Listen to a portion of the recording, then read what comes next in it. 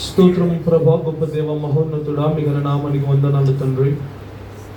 ఆశ్చర్యకరుడు, ఆలోచనకర్త, కృపా సమృద్ధి గలవాడు, నీకు వందనాలు చెల్లిస్తున్నాము. ఇది వరకు పాటల ద్వారా మీ నామాన్ని గణపరిచి కీర్తించున్నాము ప్రభా, నీకు స్తోత్రము.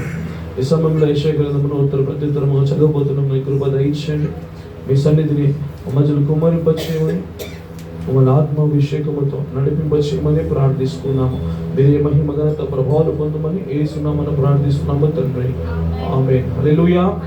ఈ సమయంలో యెషయా గ్రంథము ఉత్తర ప్రత్యుత్తరముగా మనల్ని నడిపిస్తుంది.